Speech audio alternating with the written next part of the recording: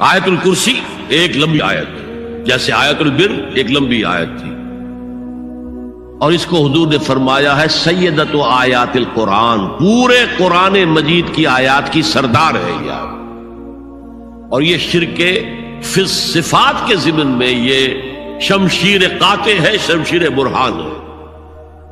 اللہ لا الہ الا ہو الحی القیوم، یہ وہی ہے۔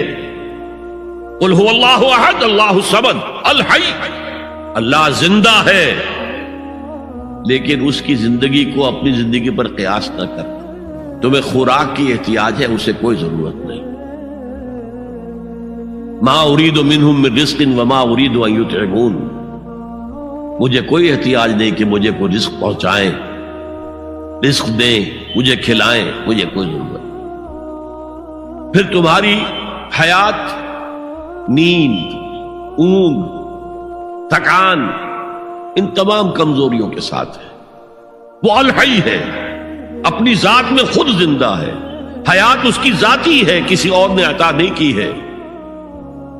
ہماری تو مستعار ہے، عمر دراز مانگ کے لائے تھے 4 دن، 2 آرزو میں کٹ گئے، 2 انتظار میں۔ اور القیوم بقیہ پوری کائنات کے لیے وہی ہے، اس کو تھامے ہوئے ہے۔ لا تاخذہ سنۃ ولا نوم، الحی، حیات کامل، کہ اس کو نہ نیند آتی ہے نہ اونگ آتی ہے۔ لہ ما فی السماوات و ما فی الارض، آسمان اور زمین میں جو کچھ ہے اسی کی ملکیت ہے۔ تم کسٹوڈینز ہو، تم امین ہو، ای امانت چند روزہ نزد ماست، در حقیقت مالک شے ہر شے خداست۔ یہاں تک کہ یہ میرا جسم بھی میرے پاس امانت ہے۔ میں کون ہوں؟ میری خودی، میری انا، میری روح جو پوزیس کرتی ہے اس بدن کو، لیکن یہ پوزیشن ملکیت کا نہیں ہے، امانت کا ہے۔ یہ امانت، یہ ہاتھ بھی امانت ہے، میری زبان بھی امانت ہے، میری آنکھیں بھی امانت ہے۔ من ذا الذی یشفع عندہ الا باذنہ، یہ یہاں پر انداز بڑا پرجلال۔ کون ہے وہ جو شفاعت کر سکے اس کے دربار میں مگر اس کے اذن سے؟ کسی کا ذاتی، کسی کا زور، کسی کا اختیار نہیں ہے کہ جس کی بنا پر وہ شفاعت کرے، ہاں اللہ کے اذن سے۔ اور دوسری جگہ پر آتا ہے جس کے لیے وہ چاہے گا اور جس کو اجازت دے گا، جیسے کہ آتا ہے اما یتساءلون میں، یوم یقوم الروح والملائکۃ صفا، اور ان میں سے کوئی بھی بات نہیں کر سکے گا، کلام نہیں کر سکے گا، لا یتکلمون الا من اذن لہ الرحمن، سوائے اس کے جسے رحمان اجازت دے، وقال صوابا، اور صحیح بات کرے گا، کوئی غلط بات نہیں کرے گا۔ یعلم ما بین ایدیہم وما خلفہم ولا یحیطون بشیء من علمہ الا بما شاء، وہ تو جانتا ہے جو کچھ بھی ان کے سامنے ہے اور ان کے پیچھے ہے، اور یہ کوئی احاطہ نہیں کر سکتا مخلوقات میں سے، اس کے علم میں سے کسی کا بھی، سوائے اس کے جو وہ خود چاہے۔ یہاں بڑے ہی لطیف انداز میں شفاعت باطلہ کے تصور کی نفی ہو گئی۔ دیکھیے، آپ کہیں جا کر کسی مجسٹریٹ سے سفارش کرتے ہیں تو کیا کہتے ہیں؟ اجی یہ فائل کے اوپر جو کچھ ہے آپ اس پر نہ جائیے، یہ گواہیاں وغیرہ جھوٹی ہو گئی ہیں، میں آپ کو بتاتا ہوں اصل بات کیا ہے۔ اللہ کے سامنے کوئی یہ کہہ سکے گا اے اللہ تیرے علم میں نہیں ہے، میرے علم میں ہے؟ یعلم ما بین ایدیہم وما خلفہم، وہ تو جانتا ہے جو کچھ ان کے سامنے اور جو کچھ ان کے پیچھے ہے۔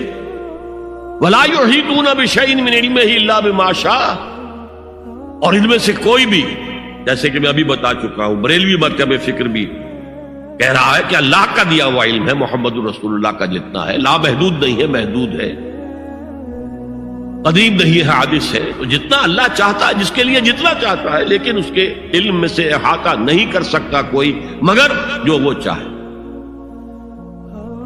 وسع کرسیہ السماوات والارض، اس کا اقتدار چھایا ہوا ہے، مستولی ہے، آسمانوں پر بھی اور زمین پر بھی۔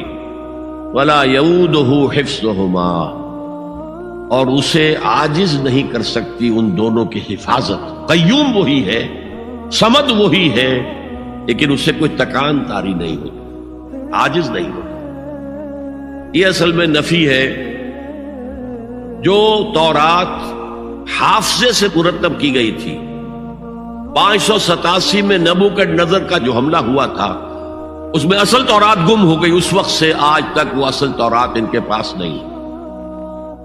پیریڈ آف کیپٹیوٹی سے واپس آئے ہیں بیت المقدس میں سائرس کے لطف و کرم کی وجہ سے، ذوالقرنین کے لطف و کرم کی وجہ سے، پھر یادداشتوں سے لوگوں نے وہ تورات مرتب کی ہے.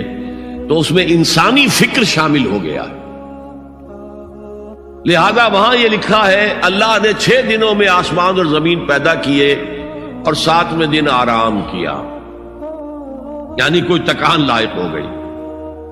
قرآن نے کہا، اللہ تعالیٰ نے فرمایا سورہ قاف میں، وَلَقَدْ خَلَقْنَا السَّمَاوَاتِ وَالْأَرْضَ وَمَا بَيْنَهُمَا فِي 6 أَيَّامٍ وَمَا مَسَّنَا مِن لُغُوبٍ. یقیناً ہم نے آسمان اور زمین اور جو کچھ ان دونوں کے مابین ہے انہیں 6 ہی دنوں میں پیدا کیا. وہ بات ٹھیک ہے، لیکن ہمیں کوئی تکان لائق نہیں ہوئی کہ ہمیں کسی آرام کی ضرورت ہو. لا یعودہ حفظہما وہو العلی العظیم. العلی وہی ہے سب سے بلند و بالا. لتکون کلمۃ اللہ ہی العلیٰ، تاکہ اللہ کا کلمہ سب سے سربلند ہو جائے، اور وہی عظیم ہے، عظمت والا. اللہ تعالیٰ مجھے اور آپ کو اس سے بچائے، اپنے سابقہ زندگی کے گناہوں پر توبہ کرنے کی اور اللہ سے استغفار طلب کرنے کی توفیق عطا فرمائے، اور اپنے دینی فرائض کی انجام دہی کے لیے کمر بستہ ہو جانے کا عزم مصمم کر لینے کی توفیق عطا فرمائے.